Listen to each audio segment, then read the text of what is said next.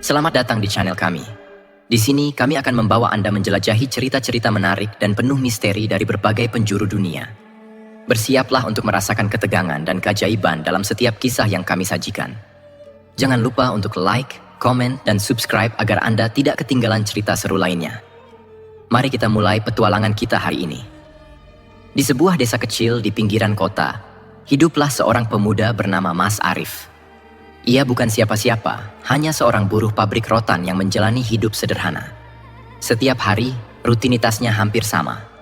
Bangun pagi-pagi buta, mandi dengan air sumur yang dingin menusuk tulang, lalu mengenakan pakaian kerjanya yang sudah mulai lusuh. Ibunya, seorang wanita paruh baya yang wajahnya penuh guratan kerja keras, selalu menyiapkan sarapan sederhana untuknya. Kadang hanya nasi dengan garam dan sedikit sambal.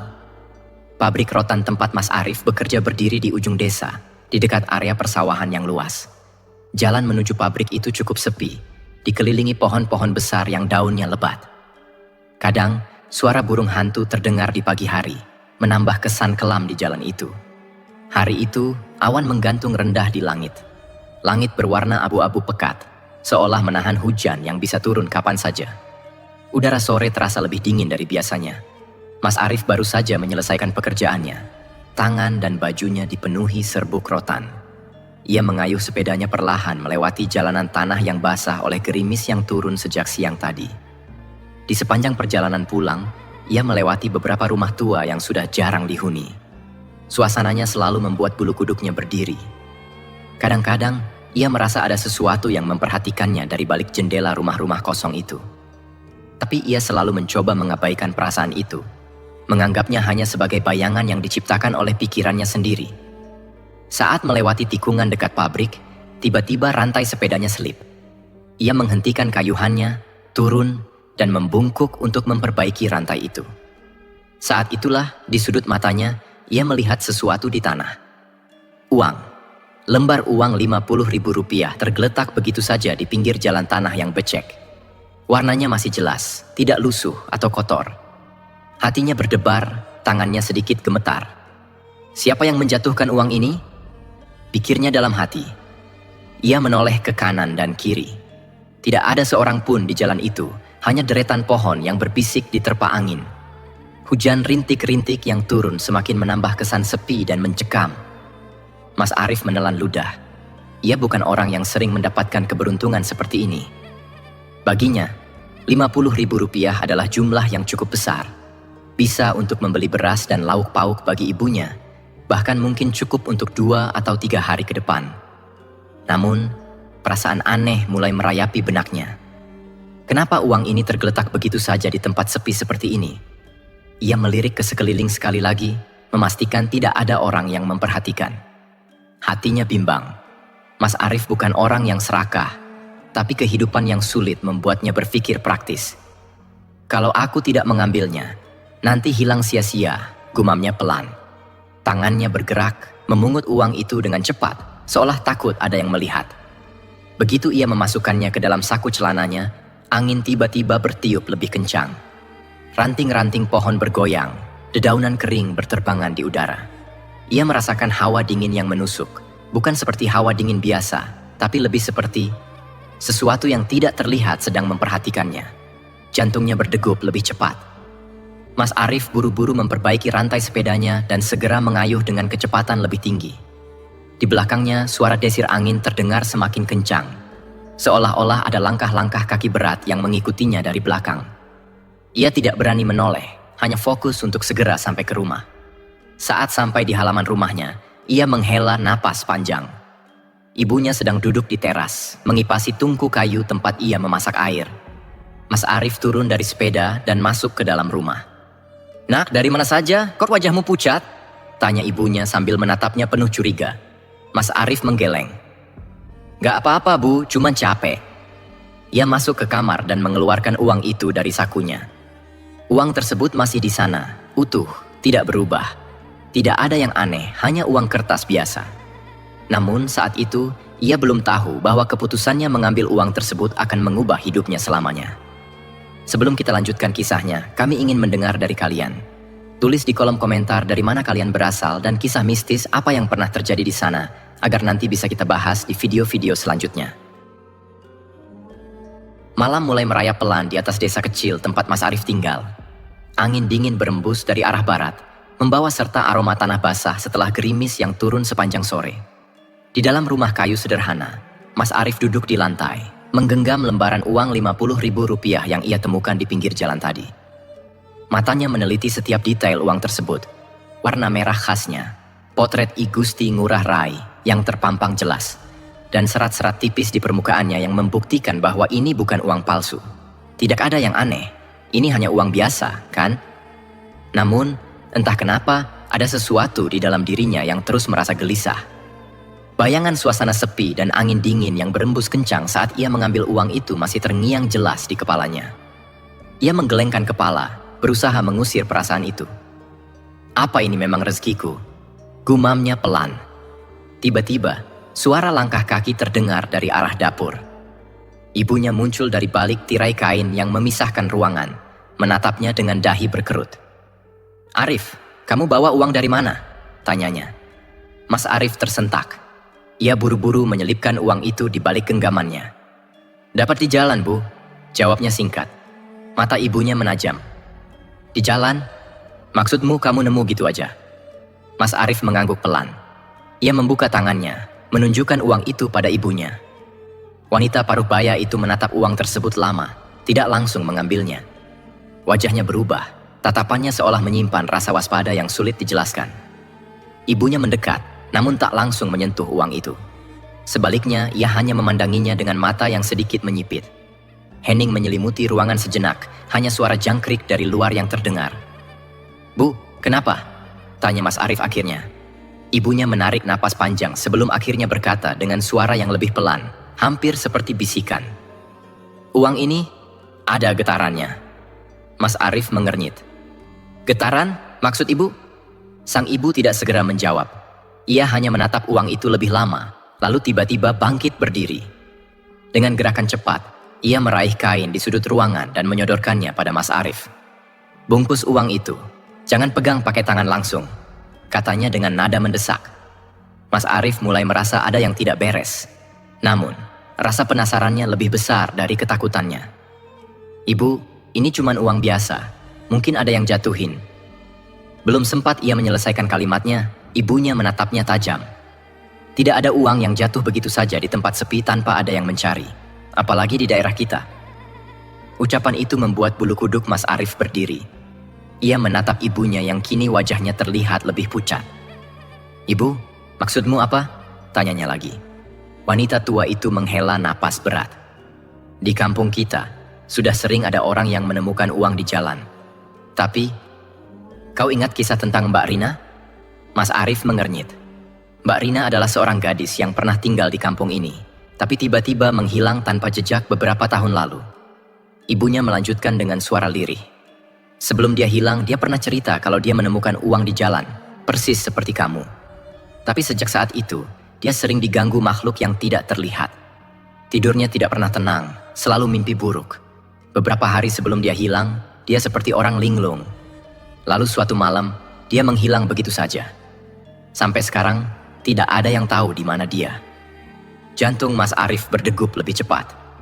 "Tapi, itu kan cuma kebetulan, Bu," ucapnya mencoba mencari logika dalam cerita itu. Ibunya menggeleng tegas. "Tidak ada yang namanya kebetulan kalau sudah berurusan dengan uang pesugihan." Mas Arif terdiam. Kata itu, pesugihan, seperti sesuatu yang tabu namun begitu nyata di desanya. Ia tahu beberapa cerita yang beredar di kampung tentang orang-orang yang mencari kekayaan dengan jalan pintas, meminta bantuan makhluk gaib dengan syarat yang mengerikan. Ibunya mendesah. "Sudah, Nah. Lebih baik kembalikan uang ini ke tempatmu menemukannya tadi." Mas Arif ragu. Uang ini bisa membantu ibunya membeli bahan makanan untuk beberapa hari.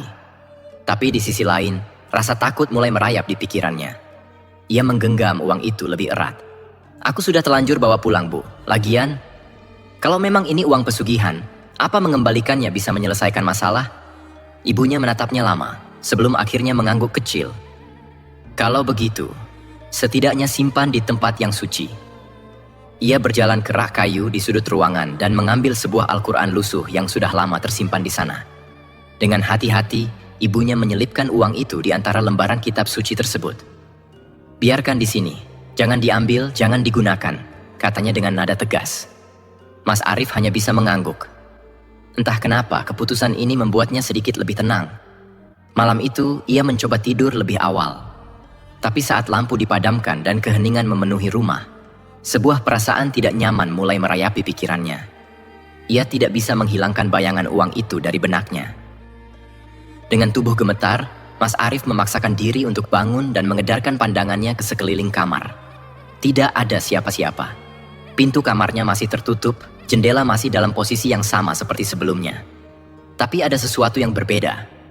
Hawa ruangan terasa lebih berat, lebih dingin dari biasanya.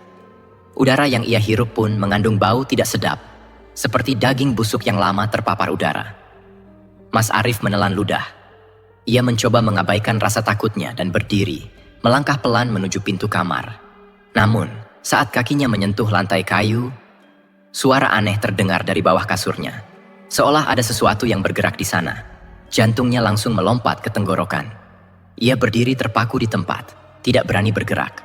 Napasnya semakin pendek, matanya melirik ke bawah ranjang. Tapi ia terlalu takut untuk benar-benar membungkuk dan melihat apa yang ada di sana. Lalu, suara itu datang lagi. Seperti sesuatu yang menyeret tubuhnya perlahan. Mas Arif menahan napas.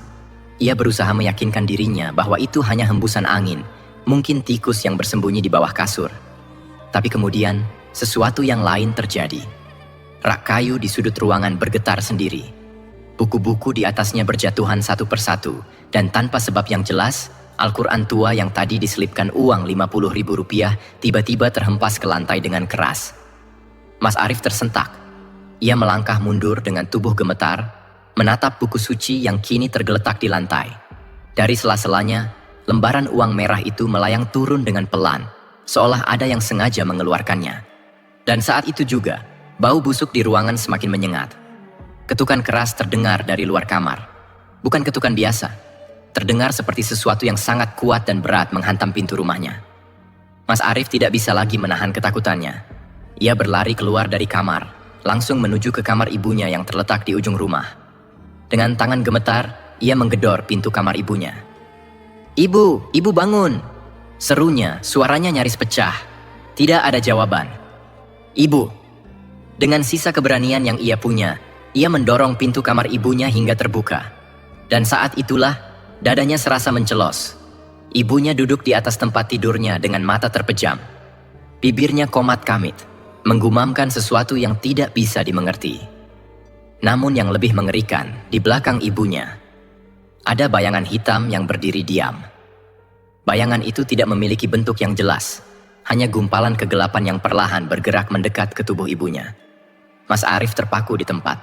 Ia ingin meneriakkan nama ibunya, ingin menariknya keluar dari sana, tapi tubuhnya terasa kaku, lidahnya keluh. Dan saat itu juga, ibunya membuka matanya. Namun, mata itu bukan milik ibunya. Pupilnya memutih sepenuhnya, tanpa iris hitam sedikit pun. Ia menoleh ke arah Mas Arif dengan ekspresi datar, bibirnya menyeringai dalam senyuman yang bukan senyum manusia. Dalam kepanikan, Mas Arif mundur beberapa langkah. "Ibu," suaranya bergetar. Tapi wanita itu tidak menjawab. Sebaliknya, ia mengangkat tangannya perlahan, menunjuk ke arah Mas Arif dengan jari gemetar. Dan saat itulah suara itu kembali terdengar. "Uang itu bukan milikmu." Seketika, udara di dalam kamar menjadi lebih dingin. Bayangan hitam yang berdiri di belakang ibunya mulai bergerak lebih cepat, melayang ke arah Mas Arif. Dalam keputusasaan, Mas Arif menjerit dan berlari keluar rumah. Ia berlari tanpa peduli gelapnya malam, tanpa peduli bahwa tubuhnya hampir terjatuh karena tanah yang licin setelah hujan. Hanya satu tujuan di pikirannya, Pak Mansur. Orang tua yang mengerti soal dunia gaib. Satu-satunya harapannya sekarang. Dan tanpa ia sadari, dari kejauhan, sepasang mata merah menyala mengawasinya dari balik pepohonan. Malam semakin pekat. Langit gelap tanpa bulan, hanya sesekali kilatan petir menyambar di kejauhan, menampakkan bayangan pepohonan yang menjulang seperti makhluk-makhluk asing di tengah kegelapan. Mas Arif berlari sekuat tenaga melewati jalan setapak di desa. Napasnya memburu, tubuhnya basah oleh keringat meskipun udara terasa dingin menggigit. Bayangan wajah ibunya dengan mata putih kosong masih terpatri jelas di kepalanya. Namun, yang lebih mengerikan, ia tidak berlari sendirian. Di balik pepohonan yang rapat, sesuatu mengikutinya. Langkah-langkah berat terdengar beriringan dengan langkahnya, seolah meniru gerakannya. Setiap kali ia mempercepat lari, langkah itu pun ikut mempercepat. Mas Arif menoleh sekilas ke samping, dan saat itulah ia melihatnya. Sepasang mata merah menyala di balik pepohonan. Tetap berlari. Rumah Pak Mansur sudah tidak jauh lagi. Tiba-tiba, tubuhnya terlempar ke tanah seolah ada yang menjegalnya. Mas Arif terjatuh dengan keras, wajahnya menghantam tanah berlumpur. Rasa perih langsung menyebar di pelipisnya yang terkena batu tajam. Dengan tangan gemetar, ia mencoba bangkit. Namun, sebelum ia bisa berdiri tegak, sesuatu muncul di hadapannya. Sosok yang lebih besar dari manusia biasa, berdiri dengan tubuh hitam berbulu tebal. Mata merah menyala seperti bara api, napasnya kasar, mengeluarkan suara geraman berat yang menggema di udara. Makhluk itu berwujud seekor kera raksasa, namun dengan postur yang mengerikan. Di sampingnya, berdiri pria gempal bertelanjang dada, menggenggam golok besar yang mengkilap di bawah sinar petir. Wajah pria itu seperti tidak memiliki emosi, matanya kosong, namun bibirnya menyeringai dalam senyum yang membuat bulu kuduk berdiri. Mas Arif tidak bisa bergerak, lututnya gemetar. Tubuhnya seakan membeku oleh ketakutan yang tak bisa ia kendalikan. Makhluk kera itu menggeram pelan, lalu perlahan mengangkat salah satu tangannya yang besar, menunjuk ke arah Mas Arif. Lalu, suara itu kembali terdengar. Pelan, menggema, seperti suara dari dunia lain. Uang itu bukan milikmu. Mas Arif menggeleng cepat, matanya berkaca-kaca. Aku tidak tahu uang itu punya siapa. Teriaknya putus asa. Pria gempal itu melangkah maju. Dengan gerakan lambat, ia mengangkat goloknya tinggi-tinggi, seolah siap menebas Mas Arif kapan saja. Mas Arif menutup mata, pasrah. Namun sebelum golok itu meluncur, sesuatu yang dingin menyiram tubuhnya. Terdengar suara desisan tajam, seperti bara api yang disiram air. Mas Arif membuka matanya. Di hadapannya, makhluk kera raksasa itu menggeliat kesakitan, bulunya mengepulkan asap putih seperti terbakar. Pria gempal bertelanjang dada itu juga merintih kesakitan. Tubuhnya mundur sambil memegang wajahnya yang melepuh. Dari balik kegelapan, seseorang berdiri dengan sebuah mangkuk berisi air. Pak Mansur. Wajahnya tegas, kedua matanya tajam menatap makhluk-makhluk di depannya. Aku sudah menunggumu, katanya lirih. Tanpa membuang waktu, ia mengambil segenggam garam dari kantongnya dan menaburkannya ke tanah sambil membaca doa-doa yang tidak bisa Mas Arif mengerti. Makhluk kera itu mengamuk.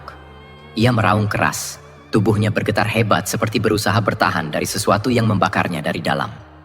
Kemudian, dengan satu gerakan cepat, makhluk itu menghilang.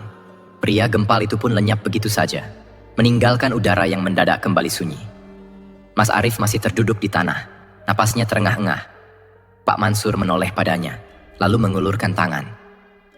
Ayo bangun, kau harus tahu apa yang sebenarnya terjadi. Mas Arif menatapnya dengan mata penuh kebingungan. Tapi ia menerima uluran tangan itu. Dengan langkah gontai, ia mengikuti Pak Mansur ke dalam rumahnya.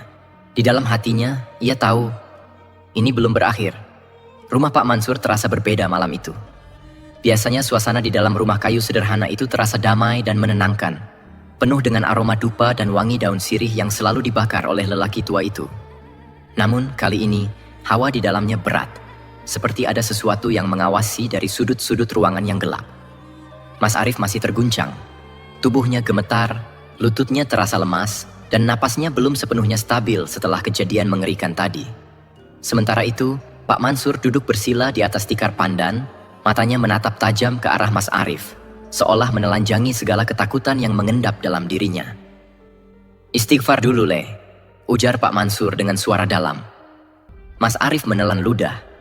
Dengan suara gemetar, ia mengikuti saran itu. Beristighfar beberapa kali, meski pikirannya masih dipenuhi bayangan sosok kera raksasa bermata merah dan pria gempal bertelanjang dada yang menghunus golok.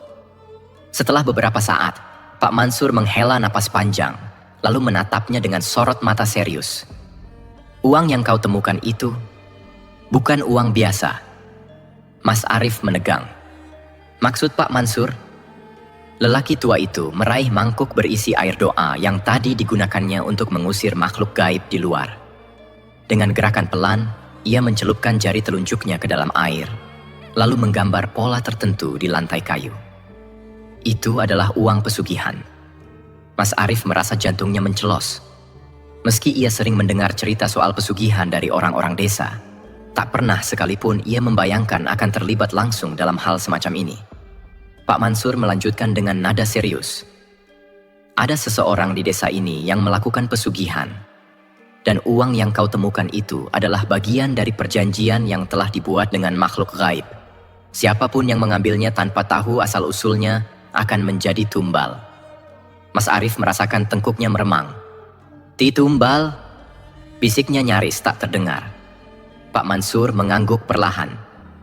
Ya, dan kau telah menjadi targetnya sejak kau membawa uang itu pulang.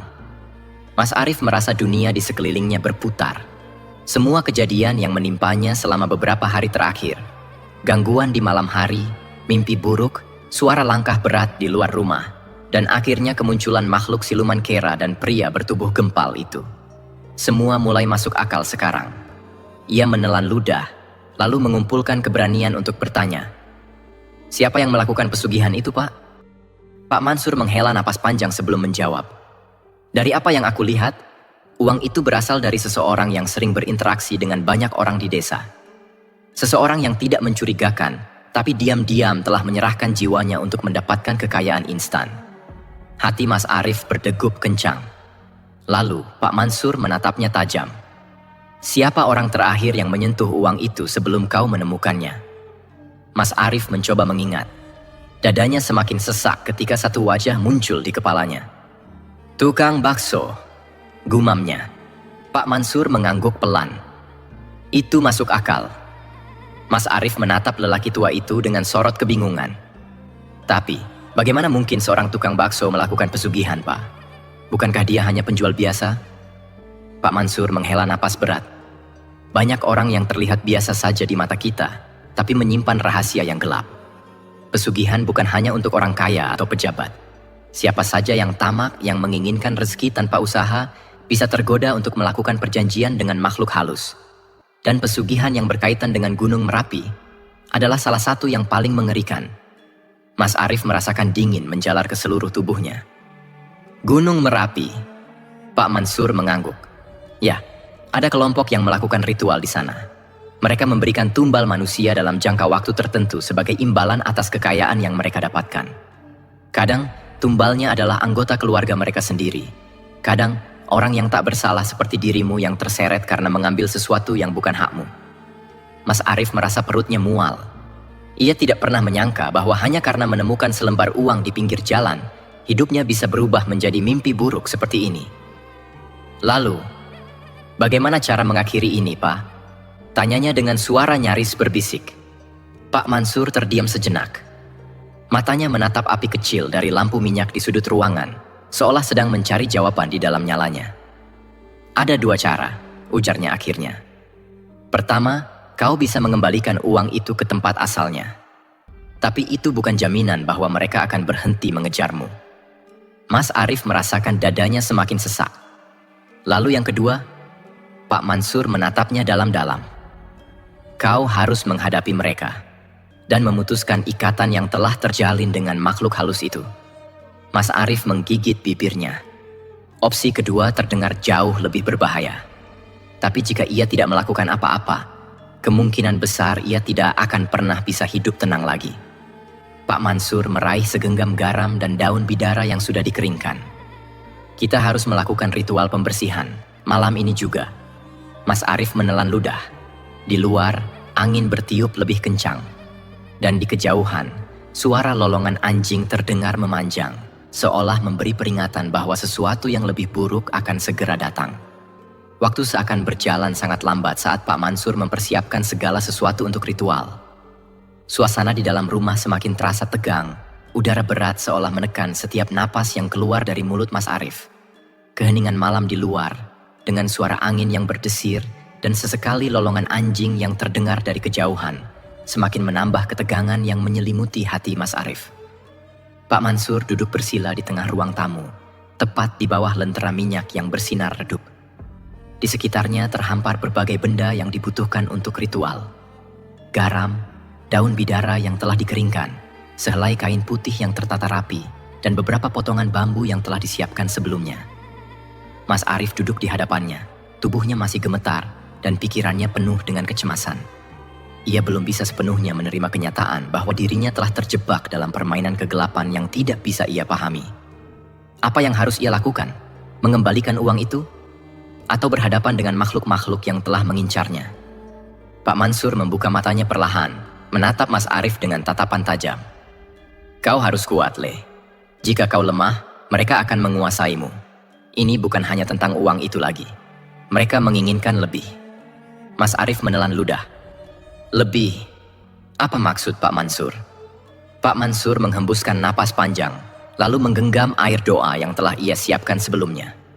Mereka ingin jiwamu, Arif. Pesugihan seperti ini tidak akan berhenti sampai ada yang menjadi korban selamanya. Itu sebabnya mereka datang, karena ada ikatan yang harus dipenuhi. Suara berat itu membuat Mas Arif menggigil. Ia bisa merasakan hawa dingin yang semakin menggelayuti tubuhnya, seolah ada tangan tak kasat mata yang menariknya ke dalam kegelapan yang lebih dalam. Tapi, bagaimana caranya, Pak? Aku tak tahu harus bagaimana lagi.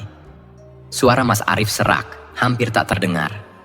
Pak Mansur menatapnya dengan tatapan yang lebih lembut, meskipun tetap penuh kekuatan. Kau harus percaya pada Tuhan, dan percayalah bahwa kebaikan bisa mengalahkan kegelapan. Air doa ini akan melindungimu, asalkan kau berserah padanya sepenuh hati. Pak Mansur kemudian menyiramkan air doa itu di telapak tangannya. Matanya tertutup, dan dengan suara lantang ia mulai melantunkan doa-doa yang mengandung kekuatan sakral. Mas Arif duduk diam, mencoba menenangkan pikirannya, meskipun rasa takut yang mencekam masih terus menggerogoti hatinya. Suara lantunan doa Pak Mansur terdengar mengalun, menenangkan sejenak, namun di dalam kepalanya, bayangan makhluk-makhluk kegelapan itu terus menghantuinya. Matanya berkaca-kaca, pikirannya mulai terasa kacau. Tiba-tiba, udara di dalam rumah berubah. Sesuatu yang aneh dan menekan mulai terasa di sekelilingnya, seperti ada yang bergerak dengan perlahan, mendekat. Mas Arif merasakan dada yang semakin sesak, dan dalam ketakutannya, ia menoleh ke arah jendela. Di luar, angin semakin kencang. Pohon-pohon besar bergoyang-goyang seakan ada tangan yang tak terlihat yang mengguncangnya. Namun, ada yang lebih mengerikan. Di balik jendela yang terbuka sedikit, Mas Arif melihat sosok yang sangat dikenalnya. Makhluk kera raksasa dengan mata merah menyala. Sosok itu berdiri di luar, memandangnya dengan tatapan penuh kebencian. Mas Arif terlonjak kaget dan hampir saja berteriak, tetapi mulutnya terkunci. Matanya tak bisa lepas dari makhluk itu yang semakin mendekat. Namun Pak Mansur tetap tenang, bahkan suaranya semakin keras dan penuh keyakinan. Doa-doanya semakin cepat, dan semakin dalam makna yang terkandung di dalamnya. Ya Allah, lindungilah hamba-Mu dari keburukan ini. Hanya kepadamu kami berserah. Selamatkan jiwa ini dari kegelapan yang menyesatkan. Makhluk kera itu semakin mendekat, matanya semakin memerah, tubuhnya semakin membesar. Suara langkahnya yang berat menggema, menghantam lantai kayu rumah Pak Mansur. Mas Arif merasakan tubuhnya kaku, seolah ada beban yang semakin menghalangi pergerakannya. Ia ingin berlari, ingin berteriak, tetapi tubuhnya tidak bisa bergerak.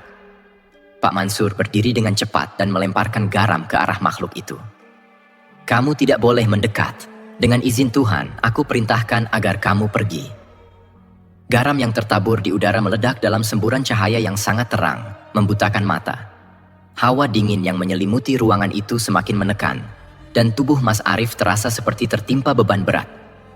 Di luar, makhluk itu meraung, mengerang kesakitan seolah tubuhnya terbakar. Sosok pria gempal yang sebelumnya muncul juga tampak melayang di udara, menggenggam goloknya, mencoba mendekat, tetapi seakan terhalang oleh kekuatan doa yang terus dibaca oleh Pak Mansur. Dengan sebuah teriakan keras, makhluk kera itu meronta-ronta dan akhirnya lenyap dalam semburan asap hitam yang melayang tinggi ke langit. Suara mengerikan itu semakin lama semakin memudar, seolah kembali ke tempat yang jauh. Pria gempal itu juga menghilang bersama makhluk kera itu. Tiba-tiba, suasana kembali menjadi sunyi. Mas Arif mendapati dirinya terbaring di atas lantai, napasnya terengah-engah. Ia merasa sangat lelah, tubuhnya sakit seperti baru saja menjalani pertempuran. Pak Mansur berdiri di sampingnya, mengusap keningnya dengan lembut. Semuanya sudah selesai, Le. Kamu selamat. Mas Arif mengangkat pandangannya dengan perlahan, matanya berair. Tapi Pak, apakah mereka akan kembali? Pak Mansur tersenyum kecil, meski ada kesan berat dalam tatapannya. Kamu tidak sendirian lagi. Doa dan kepercayaan akan selalu melindungimu, Arif. Dan jangan pernah melupakan apa yang telah terjadi malam ini. Setiap rezeki yang datang harus dihargai dan dicari dengan cara yang baik. Jangan pernah tergoda oleh jalan pintas yang menyimpang. Mas Arif mengangguk, merasakan beban yang masih tertinggal di hatinya. Meski ia selamat malam ini, rasa takut akan kegelapan itu akan terus menghantuinya. Namun satu hal yang pasti, ia telah belajar untuk tidak sembarangan memilih jalan yang penuh godaan. Kehidupan Mas Arif tidak bisa langsung kembali seperti semula setelah malam itu. Meskipun makhluk-makhluk itu telah hilang, perasaan cemas dan takut masih menghantuinya, seperti bayangan yang tak pernah pergi. Pak Mansur mengatakan kepadanya untuk beristirahat. Tetapi bagaimana mungkin Mas Arif bisa tidur dengan tenang setelah apa yang telah ia alami? Suara-suara aneh dan bayangan kera raksasa itu terus terbayang dalam ingatannya. Namun pagi itu Pak Mansur memintanya untuk datang kembali. Sementara Mas Arif berusaha mengumpulkan keberaniannya, ia menyadari bahwa masih ada satu hal yang belum jelas dalam peristiwa ini. Siapa yang bertanggung jawab atas kejadian mengerikan ini? Siapa yang berani melakukan pesugihan di desa yang tenang ini? Dan yang lebih penting, bagaimana ia bisa terhindar dari ancaman yang mungkin datang lagi? Sesampainya di rumah Pak Mansur, suasana tampak berbeda dari malam sebelumnya. Meskipun hari sudah terang, rumah itu terasa lebih sunyi, lebih berat. Pak Mansur tampak sudah siap dengan beberapa benda yang sebelumnya digunakan dalam ritual. Namun kali ini, ia lebih serius dan penuh perhatian, seolah akan mengungkapkan sesuatu yang jauh lebih besar dari sekadar gangguan makhluk halus. Mas Arif, duduklah, kata Pak Mansur dengan suara rendah. Mas Arif duduk di lantai, menatap lelaki tua itu dengan penuh harap. Pak Mansur menarik napas dalam-dalam sebelum melanjutkan. Sekarang saatnya aku menceritakan asal-usul uang itu. Dan siapa yang terlibat dalam pesugihan ini. Mas Arif menatapnya dengan cemas. Matanya berbinar penuh pertanyaan. Siapa yang melakukan itu, Pak? Pak Mansur tidak segera menjawab. Ia mengambil sebuah keranjang kecil berisi daun bidara, kemudian melemparkan beberapa daun itu ke dalam api yang menyala di tungku kayu. Bau harum daun itu memenuhi udara, menciptakan suasana tenang yang kontras dengan kegelisahan di hati Mas Arif. Sebelum kita melangkah lebih jauh, kamu harus tahu, ini bukanlah sekadar soal uang. Ini soal kehidupan dan jalan yang dipilih oleh orang-orang yang terjerat oleh godaan kekayaan instan, kata Pak Mansur pelan. Mas Arif mengangguk, berusaha menyerap setiap kata yang keluar dari mulut lelaki tua itu. Pesugihan Gunung Merapi bukanlah hal baru di daerah ini. Seringkali orang yang terlibat dalam hal ini datang dari lapisan masyarakat yang tampak biasa, bahkan miskin. Mereka berpikir bahwa mereka bisa mendapatkan kekayaan tanpa perlu kerja keras. Sebuah jalan pintas yang sangat berbahaya. Lanjut Pak Mansur. Mas Arif merasa seakan ada beban berat yang mulai menghimpit jantungnya. Pikiran tentang tukang bakso itu muncul lagi dalam benaknya. Dan kini ia mulai memahami bahwa orang yang tampak biasa saja bisa saja memiliki niat tersembunyi yang sangat kelam. Apa kaitannya tukang bakso itu dengan pesugihan ini, Pak? Mas Arif bertanya, berusaha menggali lebih dalam. Pak Mansur menggelengkan kepala pelan. Tukang bakso itu sebenarnya bukan sekadar penjual biasa. Dia adalah salah satu orang yang terlibat dalam pesugihan Gunung Merapi. Dia sudah lama mencari cara untuk mengubah hidupnya, dan akhirnya, seperti banyak orang lainnya, dia memilih jalan yang gelap ini. Di luar tampaknya biasa, tetapi di balik itu, dia telah menyerahkan jiwanya kepada makhluk gaib untuk mendapatkan keuntungan duniawi. Mas Arif terdiam. Ia tidak bisa membayangkan tukang bakso itu, yang biasa ia lihat setiap hari, bisa terlibat dalam hal semengerikan ini. Namun, kata-kata Pak Mansur membuktikan bahwa dunia ini penuh dengan rahasia dan misteri yang tidak bisa dijangkau oleh pandangan biasa. Dia adalah salah satu dari banyak orang yang terjerat dalam pesugihan Gunung Merapi. Lanjut Pak Mansur. Dan uang yang kamu temukan itu, Arif, adalah bagian dari perjanjian yang dia buat dengan makhluk gaib. Setiap kali seseorang mengambil uang yang tidak tahu asal-usulnya, mereka menjadi bagian dari kesepakatan itu. Itulah yang terjadi padamu. Dan itu mengikat hidupmu, entah kamu sadar atau tidak. Mas Arif merasakan darahnya mendidih. Selama ini, ia tidak tahu bahwa perbuatannya yang sederhana, mengambil uang di jalan, bisa menyeretnya ke dalam permainan berbahaya yang melibatkan kekuatan-kekuatan gelap. "Apakah tukang bakso itu tahu apa yang ia lakukan?" tanya Mas Arif dengan suara serak. Pak Mansur menggelengkan kepala, tatapannya penuh simpati. Tentu saja ia tahu, tetapi ia lebih memilih untuk tidak peduli. Baginya, kekayaan lebih penting daripada keselamatan jiwa, dan itulah yang banyak dilakukan orang-orang yang terjerat dalam pesugihan ini. Mereka lebih tertarik pada hasil yang cepat, tanpa memikirkan harga yang harus dibayar. Mas Arif merasa seperti sebuah pintu terbuka di hadapannya. Ia baru menyadari betapa pentingnya keputusan yang diambil dalam hidup, dan betapa besar dampak dari jalan pintas yang tampaknya sederhana. Apakah ada cara untuk mengakhiri semuanya, Pak?" tanya Mas Arif dengan harapan yang masih tersisa. Pak Mansur menatapnya dengan tatapan yang penuh makna. "Ada, Arif. Tetapi itu tidak mudah. Kamu harus melawan godaan itu, berani menghadapi segala resiko, dan yang paling penting, kamu harus mengembalikan uang itu ke tempat asalnya. Jika tidak, mereka akan terus mengejarmu. Tak ada jalan lain." Mas Arif merasa berat di dadanya. Mengembalikan uang itu berarti ia harus kembali ke tempat yang dulu ia temui. Tempat yang kini menjadi sumber dari semua kengerian itu. Namun, jika ia tidak melakukannya, hidupnya akan terus terhantui oleh ancaman makhluk-makhluk yang lebih mengerikan dari yang bisa ia bayangkan. "Jika itu yang harus dilakukan, aku akan melakukannya," kata Mas Arif dengan suara penuh tekad, meskipun hatinya masih diliputi rasa takut yang luar biasa. Pak Mansur tersenyum sedikit. "Keberanianmu sudah terbukti malam tadi, Arif. Kau bisa melakukannya. Tetapi ingat, perjalanan ini bukan hanya tentang uang itu, melainkan tentang mengambil kembali kendali atas hidupmu." Mas Arif mengangguk, meskipun ketegangan masih terasa di sekujur tubuhnya.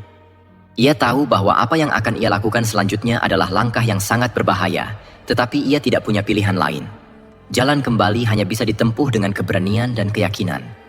Dan itu yang akan ia bawa dalam hatinya. Hari-hari setelah pertemuan dengan Pak Mansur berlalu dengan lambat dan penuh ketegangan. Mas Arif merasakan perubahan besar dalam dirinya. Ada sesuatu yang berat di dadanya. Sesuatu yang tak bisa ia ungkapkan dengan kata-kata. Setiap langkahnya terasa penuh kehati-hatian, seperti ia sedang berjalan di atas pecahan kaca. Ia tahu, ada sesuatu yang terus mengintai, menunggu ia lengah. Rasa takut itu seolah tak pernah pergi, menghantui setiap langkahnya. Pagi hari setelah pertemuan itu, Mas Arif kembali ke rumahnya. Namun, meski matahari sudah tinggi dan sinarnya menyinari rumah sederhana yang ia huni, ia merasa seakan ada bayangan gelap yang mengikuti setiap gerak-geriknya. Setiap kali ia menatap jendela atau mendengar suara angin berdesir, hatinya berdegup kencang. Setiap pintu yang berderit menambah ketegangan. Setiap benda yang bergeser dengan sendirinya membuat ia merasa cemas. Mas Arif sudah tidak merasa seperti dirinya sendiri. Ia merasa seperti ada dua bagian dalam dirinya. Yang satu berusaha melupakan kejadian mengerikan yang baru saja ia alami. Sementara yang lainnya merasa cemas, selalu merasa terancam. Setiap detik yang berlalu, ia teringat pada malam itu, saat makhluk-makhluk itu datang menghampirinya. Pada saat itu, ia merasa sangat tak berdaya. Sesuatu yang tidak bisa dijelaskan dengan logika telah menyentuh hidupnya, dan meskipun ia selamat, luka batinnya tak bisa sembuh begitu saja. Ibunya mulai merasa khawatir dengan keadaan Mas Arif. Setiap kali ia melihat anaknya duduk termenung di sudut kamar, matanya kosong dan tampak jauh. Ia tahu sesuatu telah terjadi pada Mas Arif, sesuatu yang lebih dari sekadar kelelahan bekerja di pabrik rotan. "Mas Arif," kata ibunya suatu sore, memecah keheningan. "Ada yang tidak beres denganmu, nak. Kau terlihat seperti orang yang tertekan." Mas Arif terdiam. Ia ingin menceritakan semuanya pada ibunya, tetapi ia merasa tak sanggup. Ia tak ingin ibunya ikut terjebak dalam kegelapan yang kini mengancam hidupnya. Rasa takut itu masih sangat mendalam, seperti luka yang belum sembuh. "Aku hanya lelah, Bu," jawabnya. Meskipun ia tahu bahwa jawaban itu tidak cukup untuk menjelaskan apa yang sebenarnya terjadi. Ibunya menghela napas. "Jangan biarkan diri kamu terperangkap dalam rasa takut. Semua masalah ada solusinya, asalkan kamu punya keberanian untuk menghadapinya." Kata-kata ibunya seolah menembus ke dalam hati Mas Arif, tetapi ia tetap merasa kebingungan. Ia sudah terlalu banyak dipengaruhi oleh kejadian malam itu, dan meskipun ia tahu bahwa ia harus menghadapi ketakutannya, ia merasa seolah ada kekuatan lain yang menariknya ke dalam kegelapan. Rasa cemas itu sudah menjadi bagian dari hidupnya yang tak terpisahkan, dan ia tidak tahu bagaimana cara mengusirnya. Namun, semakin lama Mas Arif merasa ada perubahan dalam dirinya. Ada perasaan yang lebih mendalam, sebuah kesadaran yang mulai muncul. Semua kejadian yang menimpanya bukan hanya tentang uang yang ia temukan di jalan, atau tentang makhluk-makhluk gaib yang datang menghantuinya. Ini lebih dari itu. Ini tentang perjalanan hidup yang harus ia tempuh, dan tentang apa yang ia pilih untuk percaya. Ia mulai menyadari bahwa rasa takut yang ia rasakan bukan hanya disebabkan oleh makhluk gaib atau ancaman dari dunia lain, tetapi juga oleh keputusan-keputusan yang ia ambil dalam hidupnya. Ia telah memilih jalan pintas dengan mengambil uang yang tidak jelas asal-usulnya, dan itu membawa konsekuensi besar. Keputusan itu membawanya pada sebuah jalan yang penuh dengan ancaman dan bahaya. Namun, yang lebih mengerikan adalah kenyataan bahwa ia tidak bisa lari dari apa yang telah ia pilih. Mas Arif mulai merenung. Setiap kali ia menatap dirinya di cermin, ia merasakan sesuatu yang hilang. Sebuah bagian dari dirinya yang dulu ia anggap remeh. Ia merasa seperti orang yang telah kehilangan arah, seperti seseorang yang terjebak dalam labirin yang tidak bisa ditemukan pintu keluarnya. Pada suatu malam yang sunyi, saat ia duduk di samping ibu, Mas Arif akhirnya mengungkapkan isi hatinya. "Bu," katanya dengan suara serak, "aku merasa takut. Aku merasa ada yang mengincarku. Makhluk-makhluk itu, mereka akan kembali." Ibunya menatapnya dengan penuh perhatian. "Nak, kau harus kuat. Jangan biarkan rasa takut menguasaimu. Tuhan selalu bersama orang-orang yang ikhlas. Kamu harus ikhlas menerima kenyataan ini dan melangkah maju. Kalau kamu terus berlarut dalam ketakutan, kamu akan semakin jauh dari jalan yang benar." Kata-kata ibunya membuat Mas Arif termenung. Ia mulai merenung lebih dalam tentang apa yang sebenarnya terjadi. Ia menyadari bahwa ketakutannya adalah hasil dari ketidaktahuannya. Ia takut karena tidak memahami apa yang telah terjadi, dan ia takut karena tidak tahu bagaimana cara menghadapinya. Setelah malam itu, Mas Arif memutuskan untuk tidak lagi lari dari kenyataan. Ia mulai berusaha menghadapi ketakutannya dengan cara yang lebih rasional. Ia kembali mengunjungi Pak Mansur, mencari tahu lebih lanjut tentang pesugihan dan bagaimana cara untuk menghindari jebakan-jebakan yang dapat menghancurkan hidupnya. Pak Mansur dengan sabar menjelaskan bahwa ini bukanlah akhir dari segalanya, melainkan awal dari sebuah pembelajaran. Kamu harus memaafkan dirimu sendiri, Arif. Ketika kita jatuh, kita harus bangkit dan belajar dari kesalahan kita. Tuhan tidak akan meninggalkan hambanya yang berserah, kata Pak Mansur dengan suara yang penuh kebijaksanaan. Mas Arif menyadari bahwa ia telah belajar banyak.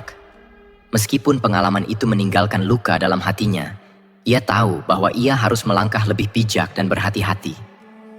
Ia juga memahami bahwa perjalanan hidup tidak selalu mudah, dan kadang-kadang kita harus menghadapi kegelapan untuk menemukan cahaya yang lebih terang.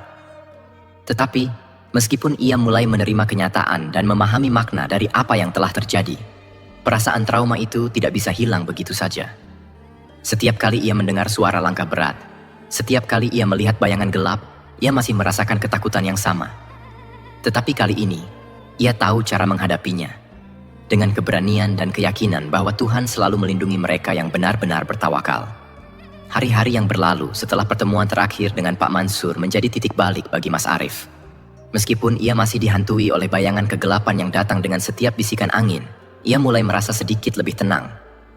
Ketakutan yang selama ini menggerogoti hatinya perlahan-lahan mulai memudar, meski bayangannya masih menyelubungi hidupnya. Ia tahu, perjalanan ini bukanlah perjalanan fisik semata, melainkan perjalanan jiwa yang mengharuskan ia untuk berubah, untuk menjadi lebih bijak dalam memilih jalan hidup. Mas Arif kembali bekerja di pabrik rotan, seperti biasa, meskipun dunia di sekitarnya terasa berbeda. Pekerjaan yang sebelumnya ia anggap biasa, kini terasa lebih bermakna. Setiap sentuhan tangan yang mengolah rotan menjadi barang-barang bernilai, ia lakukan dengan penuh kesadaran dan rasa syukur. Ia tak lagi menganggap hidup sebagai rutinitas tanpa arah, melainkan sebuah kesempatan untuk belajar dan berjuang, meskipun tak selalu mudah. Kini, ia tahu bahwa setiap keputusan memiliki dampak besar yang kadang-kadang tak bisa diprediksi. Seperti halnya ia menemukan uang yang tampaknya biasa, namun justru membawa ke dalam sebuah perjalanan gelap yang penuh dengan ancaman dan penderitaan. Suatu sore, saat Mas Arif duduk di teras rumahnya, ia merenung. Langit sore yang mendung itu membuatnya teringat akan banyak hal, tentang masa lalu, tentang kejadian yang hampir merenggut hidupnya, tentang kebodohannya yang membuatnya terjerat dalam permainan berbahaya. Namun, ada sesuatu yang berubah dalam dirinya. Ia tak lagi terjebak dalam rasa penyesalan yang menghantui. Sebaliknya, ia mulai menerima kenyataan bahwa semua yang terjadi adalah bagian dari perjalanan hidupnya, bagian dari pembelajaran yang membuatnya lebih kuat. Ibunya yang duduk di sampingnya menatapnya dengan penuh perhatian. "Nak, kamu sudah kembali seperti dulu. Aku lihat ada perubahan dalam dirimu," katanya dengan senyum lembut. "Jangan biarkan masa lalu terus menguasaimu. Setiap orang pasti punya ujian, dan itu membuat kita lebih kuat." Mas Arif tersenyum kecil, meskipun matanya masih terlihat penuh perenungan. "Aku belajar banyak, Bu," jawabnya pelan. "Tentang hidup, tentang pilihan yang kita buat, dan tentang konsekuensinya. Tapi yang terpenting, aku belajar untuk tidak lagi mencari jalan pintas. Semua rezeki yang datang harus melalui usaha yang halal. Tidak ada yang gratis di dunia ini, apalagi jika harus membayar dengan jiwa." Kata-kata Mas Arif itu menyentuh hati ibunya. Ia merasakan bahwa anaknya kini telah tumbuh menjadi seseorang yang lebih bijaksana. Pengalaman yang menakutkan itu memang telah meninggalkan luka. Namun luka itu telah membentuk Mas Arif menjadi pribadi yang lebih kuat. Ia tak lagi dipenuhi dengan rasa takut yang menghalangi langkahnya. Tetapi kini ia melihat hidup dengan pandangan yang lebih jernih dan penuh pengertian. Namun, meskipun Mas Arif mulai merasa damai, ingatannya tentang tukang bakso yang terlibat dalam pesugihan masih membekas. Ia tak bisa menahan rasa penasaran tentang apa yang terjadi pada orang-orang yang memilih jalan pesugihan tersebut. Bagaimana mereka bisa terjebak begitu dalam, hingga akhirnya kehilangan diri mereka sendiri. Mas Arif tidak bisa menahan diri untuk tidak bertanya pada Pak Mansur lagi. Suatu hari, setelah selesai bekerja, ia menemui Pak Mansur di rumahnya yang sederhana. Pak Mansur menyambutnya dengan senyuman bijak, seolah sudah mengetahui bahwa Mas Arif masih memiliki banyak pertanyaan yang belum terjawab. "Pak Mansur," kata Mas Arif, "apa yang terjadi dengan orang-orang yang terjebak dalam pesugihan itu? Apa yang sebenarnya mereka cari?" Pak Mansur menghela napas dalam-dalam. "Mereka mencari kekayaan instan, Arif. Mereka tergoda oleh janji-janji kekuatan dan uang yang datang dengan mudah, tanpa harus berusaha keras. Tapi mereka tak pernah menyadari bahwa harga yang harus dibayar jauh lebih mahal daripada apa yang mereka dapatkan. Dalam pesugihan, mereka mengorbankan jiwa mereka untuk sesuatu yang fana, sesuatu yang tidak bisa mereka bawa mati. Mereka akan kehilangan segalanya, jiwa, kedamaian, bahkan kebahagiaan yang sejati." Mas Arif terdiam. Ia merasakan sebuah keheningan yang mendalam, sebuah perasaan yang sulit untuk digambarkan dengan kata-kata. Ia kini paham betul apa yang Pak Mansur maksudkan. Uang dan kekayaan yang diperoleh dengan cara seperti itu memang dapat mengubah hidup seseorang dalam sekejap. Tetapi apakah itu sebanding dengan harga yang harus dibayar? Apakah kebahagiaan yang sementara sebanding dengan kehilangan jati diri dan kedamaian batin? Mas Arif akhirnya mengerti. Pengalaman yang ia alami bukanlah sekadar sebuah ujian yang datang begitu saja. Ini adalah pelajaran yang harus ia ambil untuk lebih memahami kehidupan dan makna sejati dari rezeki yang diberikan Tuhan. Ia tahu bahwa apa yang ia cari dalam hidup tidak dapat dibeli dengan uang, apalagi dengan cara yang salah. Kebahagiaan sejati datang dari usaha yang halal, dari hati yang bersih, dan dari keyakinan bahwa rezeki yang datang adalah berkah yang harus disyukuri. Setelah berbincang lebih lama dengan Pak Mansur, Mas Arif merasa bahwa hatinya telah mendapatkan ketenangan yang selama ini ia cari. Ia tahu bahwa apa yang ia hadapi adalah bagian dari jalan hidup yang lebih besar, dan ia siap untuk melanjutkan hidupnya dengan keyakinan baru. Kini, ia lebih berhati-hati dalam setiap langkahnya, lebih sabar, dan lebih menghargai setiap kesempatan yang datang. Mas Arif kembali ke rumahnya dengan perasaan yang lebih ringan. Ia merasa seperti telah melepaskan beban yang selama ini menghantuinya. Ketakutan itu perlahan-lahan lenyap, digantikan dengan rasa syukur dan kedamaian. Ia tahu bahwa meskipun perjalanan hidupnya belum berakhir, ia kini memiliki kekuatan untuk menghadapinya. Ketika ia duduk bersama ibunya di malam hari, di bawah langit yang penuh bintang, Mas Arif tersenyum. "Aku sudah menemukan jalan, Bu," katanya dengan penuh keyakinan. "Jalan yang benar, yang penuh berkah, meskipun mungkin tidak selalu mudah, tapi aku siap untuk berjalan di atasnya." Ibunya menatapnya dengan penuh kebanggaan dan kasih sayang. "Aku selalu tahu, Nak, kamu akan menemukan jalanmu. Yang penting, jangan pernah lupakan Tuhan. dan selalu jaga hatimu tetap bersih. Dengan kata-kata itu, Mas Arif merasa bahwa ia tidak hanya telah menemukan jalan hidupnya, tetapi juga menemukan kedamaian dalam hatinya. Kejadian yang mengerikan itu, meskipun telah meninggalkan luka, telah memberikan pelajaran yang berharga, bahwa tidak semua rezeki datang sebagai berkah, dan bahwa setiap jalan yang kita pilih harus dipertanggungjawabkan. Dan disitulah, di antara senyum ibunya yang penuh kasih, Mas Arif menemukan jawaban yang selama ini ia cari. Hidup adalah perjalanan panjang yang penuh ujian, dan setiap ujian mengajarkan kita untuk lebih menghargai berkah yang Tuhan berikan. Sungguh, kebahagiaan sejati datang dari keberanian untuk memilih jalan yang benar.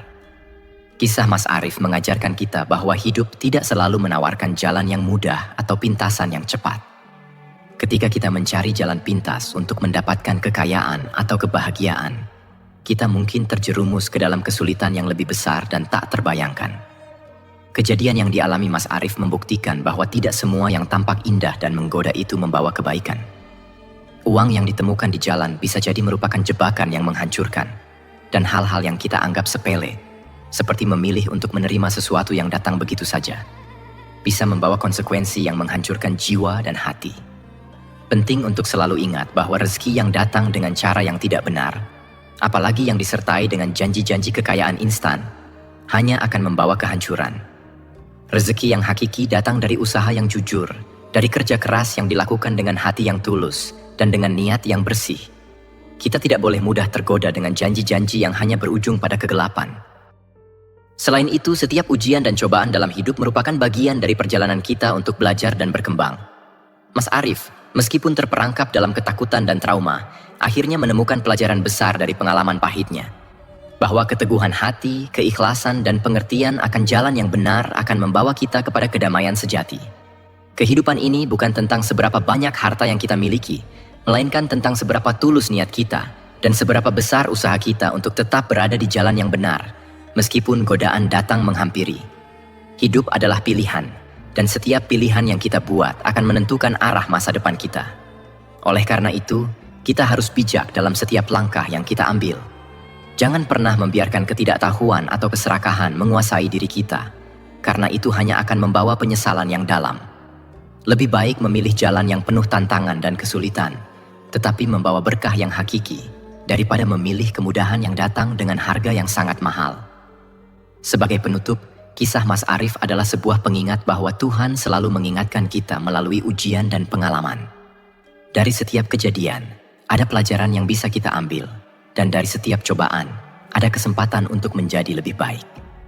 Jangan biarkan ketakutan atau kegelapan menghalangi kita dari menemukan cahaya kehidupan yang sejati. Tetaplah berjalan dengan iman, kesabaran, dan keberanian, karena jalan yang benar selalu akan membawa kita pada kebahagiaan yang hakiki. Terima kasih telah menyaksikan kisah ini di channel kami. Jangan lupa untuk like, subscribe, dan nyalakan lonceng notifikasi agar Anda tidak ketinggalan cerita-cerita menarik lainnya. Sampai jumpa di cerita berikutnya, dan tetaplah bijak dalam setiap langkah hidup Anda.